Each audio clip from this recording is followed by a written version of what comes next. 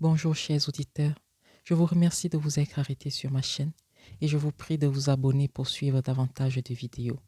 Aujourd'hui, nous allons nous attarder sur un verset biblique, celui de Jérémie 13, verset 10 de la parole de vie qui dit « C'est un peuple mauvais, il refuse d'écouter ce que je dis, il suit seulement ses propres intentions, il s'attache à d'autres dieux pour les servir et les adorer, et bien que ce peuple devienne comme cette ceinture qui ne sert plus à rien. » Nous allons nous attarder sur ce verset biblique aujourd'hui, qui nous renvoie au peuple d'Israël, qui s'est donné à des pratiques mauvaises qui ont déshonoré l'Éternel.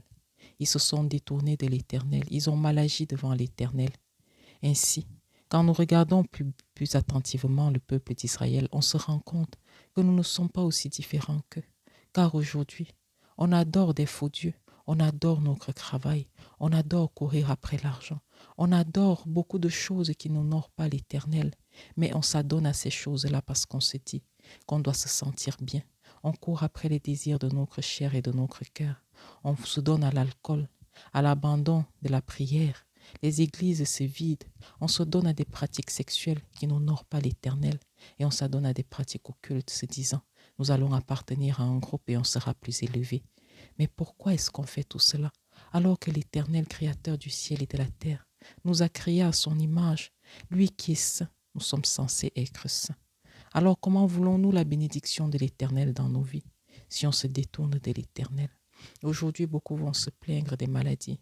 Beaucoup vont se plaindre de beaucoup de malheurs dans leur vie, ne sachant pas d'où cela vient, mais cela vient de l'abandon de l'Éternel, de nos pratiques mauvaises.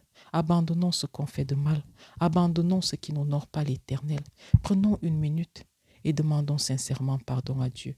Listons les péchés qu'on a faits devant l'Éternel, pas devant les hommes, mais devant Dieu. Disons à l'Éternel, nous avons menti, nous avons médit, nous avons calomnié, nous avons donné notre corps au mal, aux pratiques sexuelles occultes et tout ce qui ne t'honore pas. On te demande sincèrement pardon. Abandonnons-nous complètement entre les mains de l'Éternel.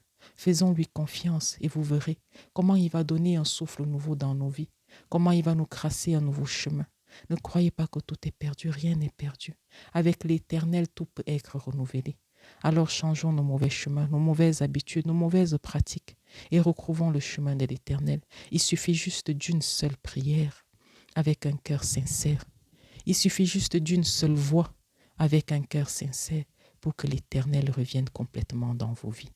Alors aujourd'hui, nous allons dire une prière. Que l'Éternel vous bénisse, que l'Éternel enlève tout mal en vous, qu'il coupe tout mauvais lien, qu'il vous restaure comme quand il nous a façonnés, quand il nous sortait du ventre de nos parents. Yeshua kasakarna ishti sakarna. Bénissez, bénissez l'Éternel tous les jours. Bénissez, bénissez l'Éternel tous les jours. Le Dieu croix foi saint qui marche avec vous, de jour comme de nuit. Nous nous inquiétons plus de rien, car l'Éternel est avec nous.